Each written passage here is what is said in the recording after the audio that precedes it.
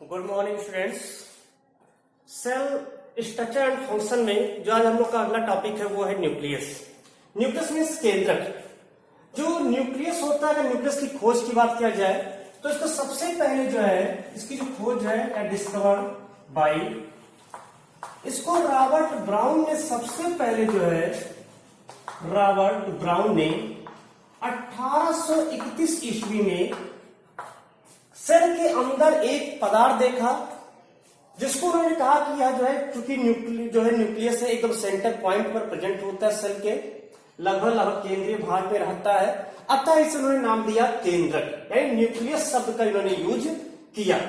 Nucleus की अगर बात किया जाए, जो न्यूक्लियस होता है यूजुअली जितने भी प्लांट्स होते हैं, अगर जो भी सेल होते हैं, तो एक सेल में अगर बात किया जाए तो एक सेल में यूजुअली एक न्यूक्लियस ही प्रेजेंट होता है।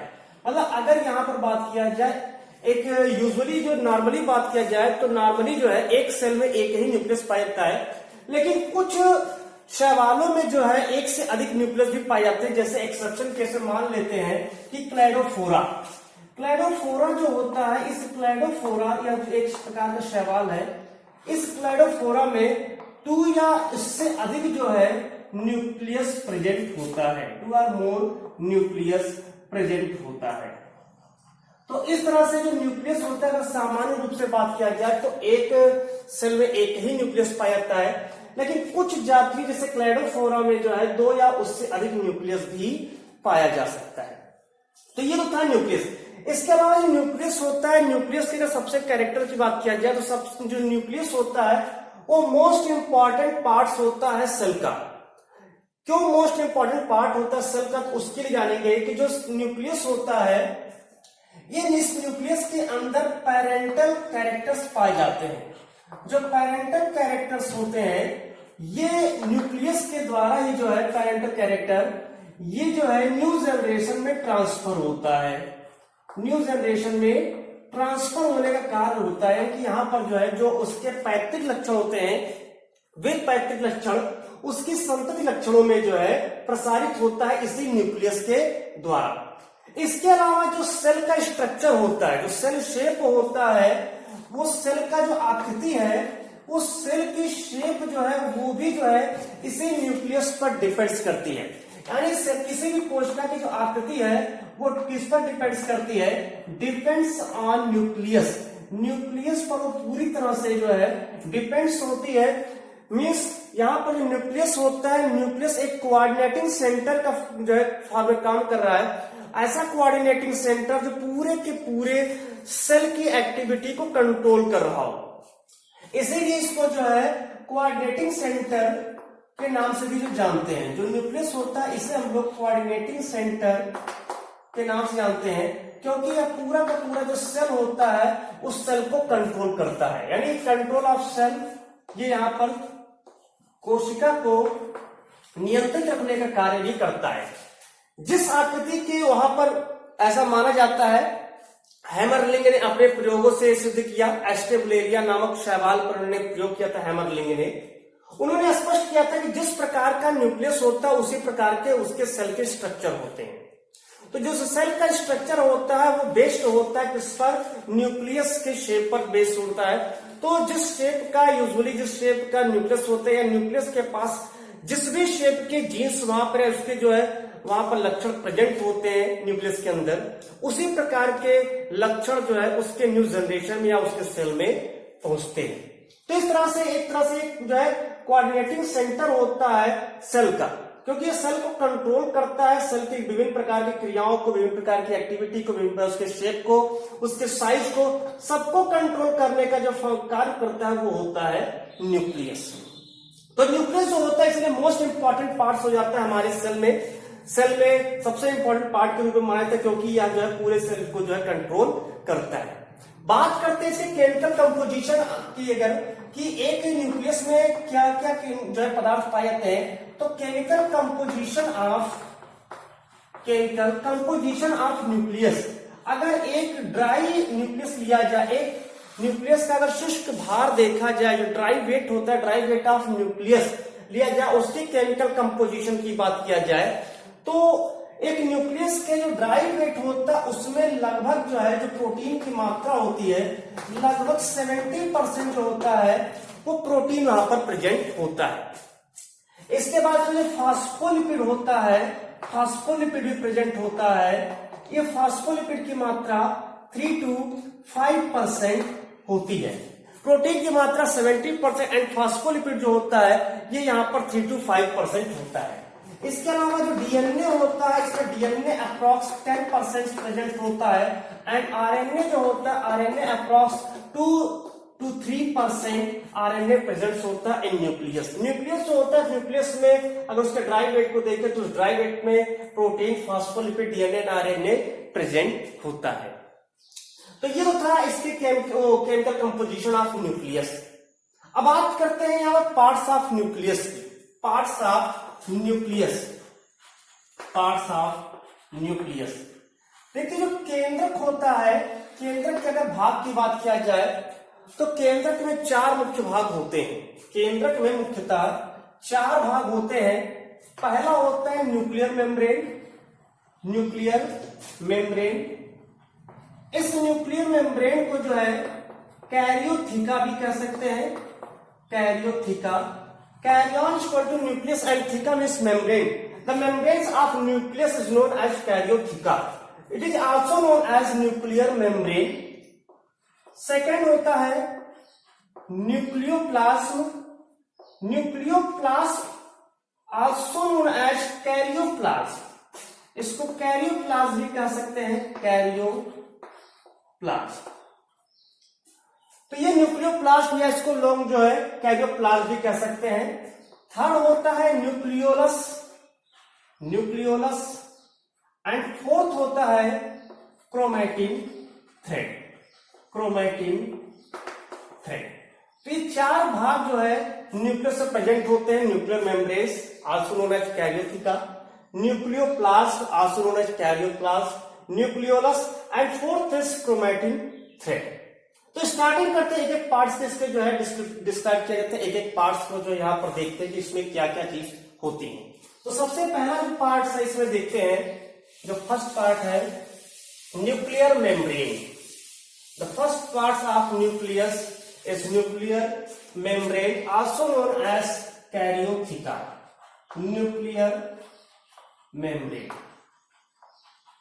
न्यूक्लियर मेम्ब्रेन जैसे कि नाम से स्पष्ट है, न्यूक्लियर, न्यूक्लियर में न्यूक्लियस यानी केंद्रक, मेम्ब्रेन आवरण, झिल्ली, एक केंद्रक के चारों ओर पाए जाने वाला आवरण। जैसे अगर हमें फिगर के थ्रू इसको ड्रा करें तो ये मान लेते हैं न्यूक्लियस है, ये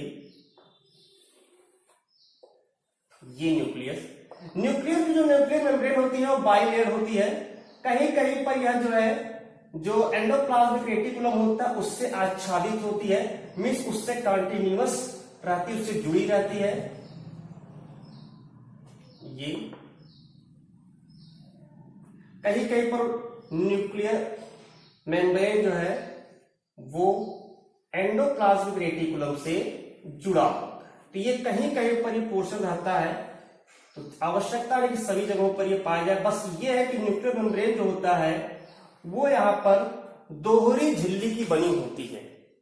ये दोहरी झिल्ली का आवरण होता है, इसको कहते हैं न्यूक्लियर मेम्ब्रेन। ये है न्यूक्लियर मेम्ब्रेन। अगर न्यूक्लियर मेम्ब्रेन की बात किया जाए तो न्यूक्लियर मेम्ब्रेन के बीच बीच में देख रहे हैं यहां पर कुछ पोर भी प्रेजेंट है।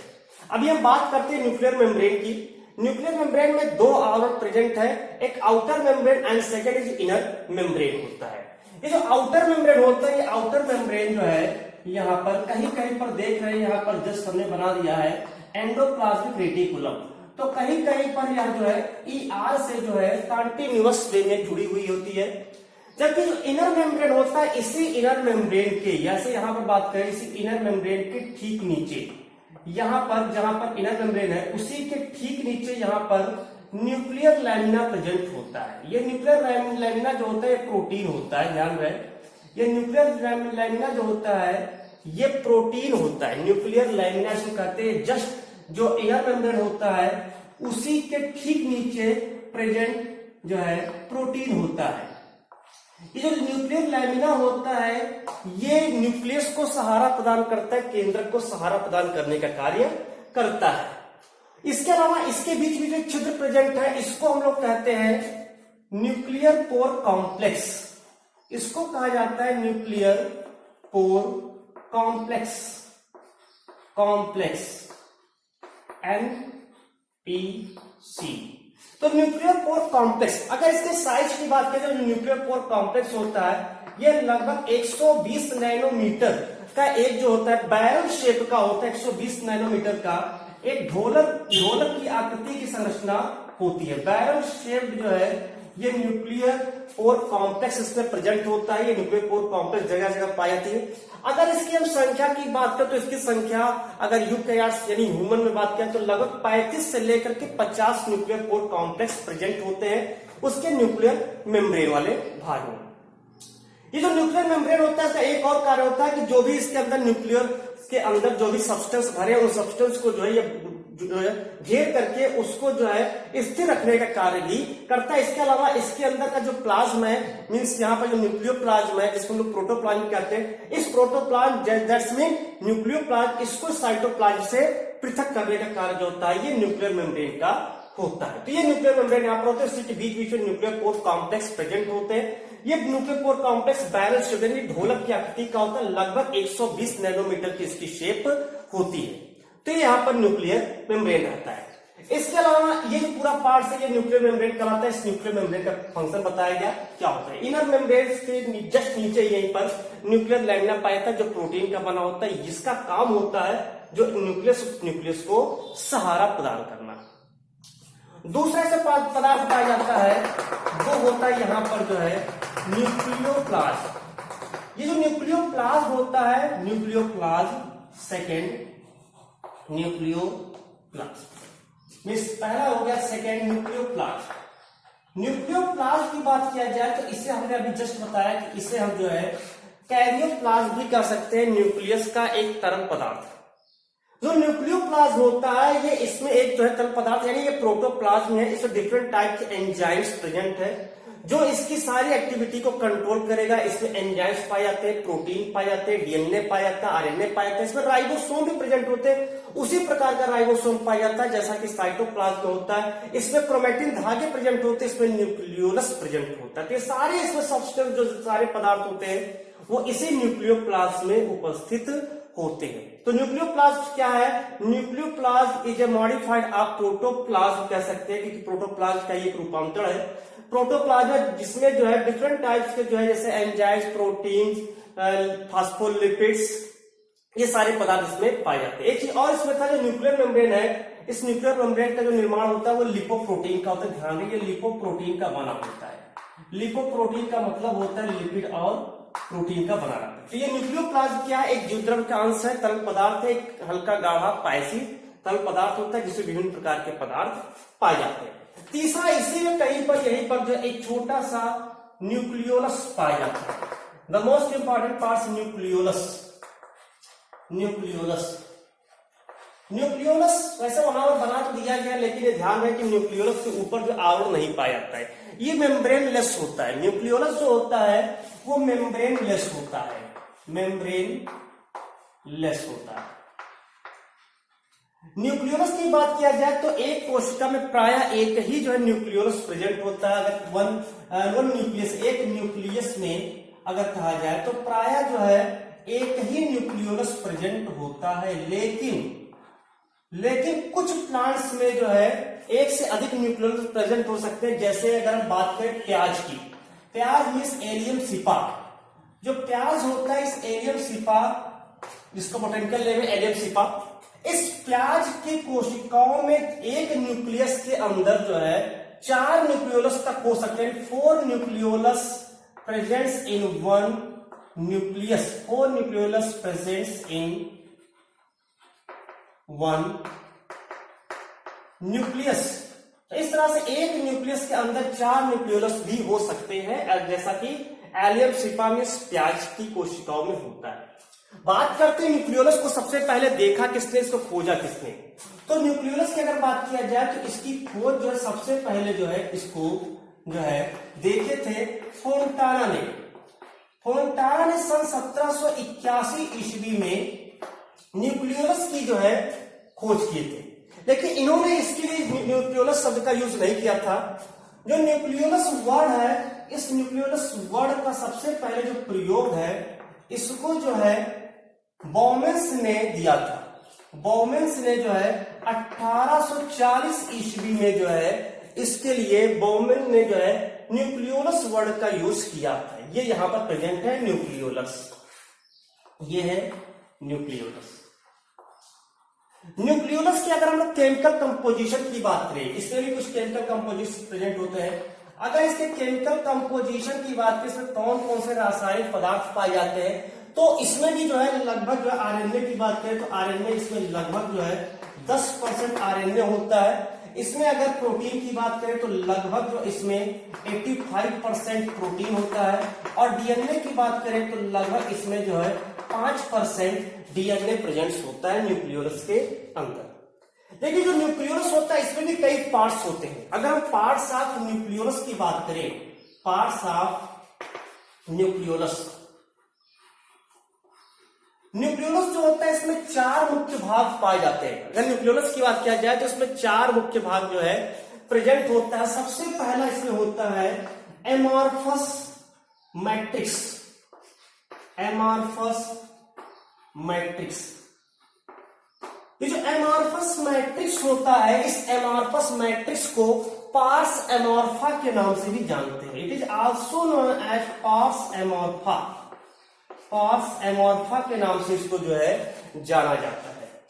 दूसरा होता है ये एमॉर्फस मैट्रिक्स जो होता है एक गाढ़ा सतह पदार्थ होता है। दूसरा इसमें होता है ग्रैनुलर पोर्शन। सेकंड होता है ग्रैनुलर पोर्शन।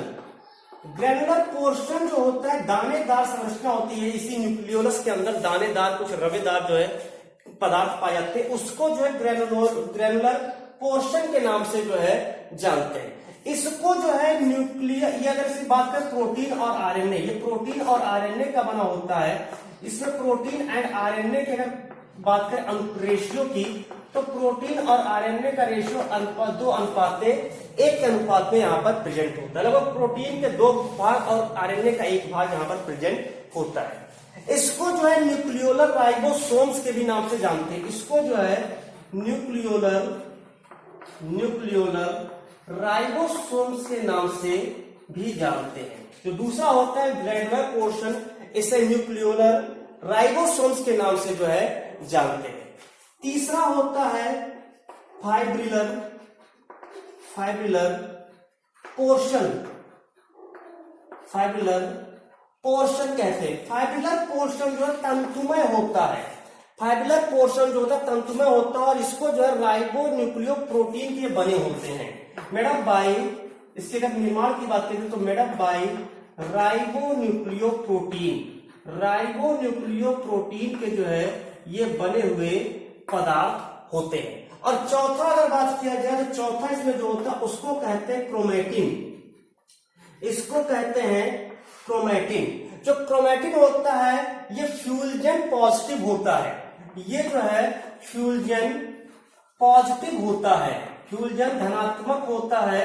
और ये जो क्रोमेटिन होता है ये भी 2 प्रकार के होते हैं। दे आर 2 टाइप्स, ये भी 2 प्रकार के होते हैं।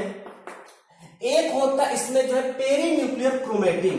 जो पेरी न्यूक्लियर क्रोमेटिन होता है, पेरी न्यूक्लियर क्रोमेटिन, ये न्यूक्लियोलस के चारों ओर पाया जाता है। ये न्यूक्लियोलस के चारों ओर, जैसे मान लेते ही है, ये जो पाया जा रहा है इसको पेरी न्यूक्लियर क्रोमेटिन कहते हैं। जबकि जो दूसरा होता है इसको कहते हैं intra nuclear chromatin. Intra nuclear chromatin जो होता है ये न्यूक्लियोलस के अंदर प्रेजेंट होता है। इंट्रा न्यूक्लियर जो क्रोमेटिन होता है, इंट्रा न्यूक्लियोलर जो क्रोमेटिन होता है ये न्यूक्लियोलस के ठीक अंदर की ओर जो है प्रेजेंट होता है। चौथे अगर भाग की बात करें, पहला nuclear membrane, second nucleoplast, third nucleolus चल रहा था। फोर्थ की बात करें, चौथा इसमें पार्ट होता है वो होता है क्रोमेटिन धागे, क्रोमेटिन थ्रेड। जो क्रोमेटिन थ्रेड होता है, क्रोमेटिन धागे, जब सेल डिवीजन की प्रक्रिया होती है तो इस सेल डिवीजन की प्रक्रिया में जब कोशिका का विभाजन होता है तो इस कोशिका विभाजन के समय यही जो अत्यधिक संघनित हो करके क्रोमोसोम्स का निर्माण करता है। हालांकि क्रोमोसोम डायरेक्ट नहीं बनता है, पहले यह क्रोमैटिड्स में कन्वर्ट होता है, फिर क्रोमैटिड्स से जो है क्रोमोसोम का निर्माण यहां पर होता है। अगर क्रोमैटिन थ्रेड की बात करें तो यह जो है इसे हम लोग न्यूक्लियोप्रोटीन्स के नाम से जानते हैं। इसे जो है न्यूक्लियोप्रोटीन के नाम से भी जाना जाता है। क्यों जाना जाता है? क्योंकि इसमें जो है क्रोमैटिन धागे में न्यूक्लिक एसिड प्रेजेंट होता है और प्लस इसमें जो है एक जो है बेस का जो है क्षारीय जो है प्रोटीन पाया जाता है, यानी हिस्टोन प्रोटीन इसमें जो है प्रेजेंट होता है। हिस्टोन प्रोटीन जो होता है ये बेस नेचर का होता है, क्षारीय प्रकृति का होता है। तो इस तरह से इसको न्यूक्लियोप्रोटीन कहते हैं। यही क्रोमैटिन थ्रेड में जो है जो क्रोमोसोम से इसी क्रोमोसोम में डीएनए प्रेजेंट होता है और उस डीएनए में आनुवांशिक लक्षण होते हैं। वो आनुवांशिक लक्षण अगली पीढ़ी में प्रसारित होते हैं। यानी इसी केंद्रक के थ्रू जो है जब सेल डिवीजन होता है तो उस समय साथ साथ न्यूक्लियस का भी डिवीजन होता है। इस न्यूक्लियस डिवीजन के साथ साथ जो इस क्रोमैटिन थ्रेड है इसका भी डिवीजन हो रहा है, जो उसमें क्रोमोसोम है उसका भी डिवीजन हो रहा है और क्रोमोसोम के साथ साथ जो है उसमें डीएनए का भी डिवीजन होता है, जिसके कारण जो है जो उसके पेरेंटल लक्षण होते हैं वो उसके जो न्यू जनरेशन उत्पन्न हो रही है, उसकी संतान हो रही है, उन संतानों में भी जो है इसी के थ्रू जो है प्रसारित होता है। तो ये पूरा जो था ये न्यूक्लियस था। न्यूक्लियस जो the most important parts of the cell. अगर इसकी बात की जो सेल के कोऑर्डिनेटिंग सेंटर के फॉर्म में भी इसको जानते हैं, it is also known as coordinating centre of cell. जो न्यूक्लियस होता है न्यूक्लियस पर ही डिपेंड्स करता है जो सेल की स्ट्रक्चर या सेल का शेप होता है या जो सेल की जो साइज है वो सब कुछ डिपेंड्स करता है न्यूक्लियस पर ही। और न्यूक्लियस जो होता है nucleus have 4 parts. The first is nuclear membrane, this is also known as karyotheca, second is nucleoplasm, also known as caryoplasm, third is nucleolus, and fourth is chromatin thread.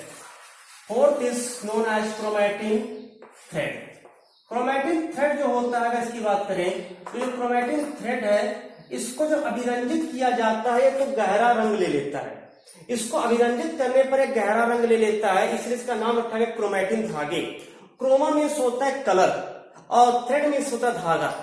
इसको हम लोग एक और नाम से जानते हैं, इसको क्रोमोनिमेटा भी कह सकते हैं। ये ध्यान रहे, इसको जो है क्रोमोनिमेटा भी कह सकते हैं। क्रोमोनिमेटा अर्थ एक ही होता है, कैसे एक होता है देखेंगे। Chromo means colour and Nima means होता है थ्रेड। ए थ्रेड लाइक स्ट्रक्चर, जिसको अगर स्टेन किया जाए तो वहां जो कलर ले लेता है उसी को कहते हैं chromonemata, also known as chromatin thread भी कह सकते हैं। और ये क्रोमैटिन थ्रेड जब सेल डिवीजन होता है उसमें अत्यधिक संगठित होकर के क्रोमैटिड्स बनाता है और वो क्रोमैटिड्स फिर धीरे धीरे क्रोमोसोम का निर्माण करता है जिस पर डीएनए लिपटे होते हैं और वो डीएनए के अंदर जीन्स जो है पाए जाते हैं। वो जीन्स में जो है लक्षण होते हैं, पेरेंटल लक्षण होते हैं, जो उसके जो डॉटर सेल है या उसके संतति कोशिका है उसमें जो है प्रवेश करके पीढ़ी दर पीढ़ी आनुवांशिक लक्षणों का प्रसारण करता है। इसीलिए इसको सबसे मोस्ट इंपॉर्टेंट पार्ट माना गया है सेल का। तो ये पूरा जो था आज का टॉपिक, ये था न्यूक्लियस। एक छोटा सा टॉपिक था, काफी इजी टॉपिक था, तो इसको अच्छे से पढ़ने से बहुत सारी चीजें जो कंपटीशंस पे बेस्ड होती हैं, जैसे न्यूक्लियोलस की खोज किसने किया, न्यूक्लियोलस वर्ड किसने दिया, ये चीज पूछ सकते हैं। इसमें कभी केमिकल कंपोजिशन भी पूछ लेते हैं। न्यूक्लियोपोर कॉम्प्लेक्स के जो है उसकी शेप पूछ सकते हैं, बैलेंस शेप, उसकी साइज पूछ सकते हैं 120 नैनोमीटर। न्यूक्लियोपोर कॉम्प्लेक्स लगभग कितनी होगी, 35 से 50 तक इसकी संख्या हो सकती है। ठीक है, इसी न्यूक्लियर मेम्ब्रेन के द्वारा आपस में दोनों जुड़े भी होते हैं, ऐसा नहीं कि अलग होते हैं, इसी थ्रू जो है जुड़े होते हैं। इसीलिए इसको जो है न्यूक्लियोपोरिन्स के नाम से भी जानते हैं, यानी जो न्यूक्लियोपोर कॉम्प्लेक्स है इसको न्यूक्लियोपोरिन्स के भी नाम से भी जो है जानते हैं, न्यूक्लियोपोरिन्स। इसी न्यूक्लियोपोरिन्स के द्वारा ही जो है जो इसके अंदर जो रेप्लिकेशन की प्रक्रिया होती है, उस रेप्लिकेशन की प्रक्रिया में जब डीएनए से एमआरएनए बनता है तो वो एमआरएनए इसी न्यूक्लियोपोर के थ्रू जो है निकल करके साइटोप्लाज्म में जाता है। इसके अलावा ये न्यूक्लियोलस होते हैं, न्यूक्लियोलस में आरएनए का जो राइबोसोमल आरएनए है उसका ट्रांसक्रिप्शन एवं रिप्लिकेशन की प्रक्रिया इस न्यूक्लियोलस के अंतर्गत होती है। और जो एमआरएनए का सिंथेसिस होता है, एमआरएनए का संश्लेषण होता है, वो यहाँ पर न्यूक्लियस के अंदर जो डीएनए होता है उस डीएनए के टेम्पलेट सेगमेंट्स पर एमआरएनए का जो है वहां पर निर्माण होता है। उस एमआरएनए फिर इसी न्यूक्लियोपोर कॉम्प्लेक्स के थ्रू बाहर निकल करके साइटोप्लाज्म में आता है और वहां पर राइबोसोम के साथ जुड़ करके राइबोसोमल आरएनए बनाता है और वो राइबोसोमल आरएनए से फिर ट्रांसफर आरएनए अमीनो एसिड को लेकर के आता है, उस अमीनो एसिड से राइबोसोम के द्वारा प्रोटीन का सिंथेसिस हो जाता है। तो इसीलिए पूरी जो कंट्रोलिंग पावर है वो कंट्रोलिंग पावर जो होती है वो न्यूक्लियस के पास होती है। धन्यवाद।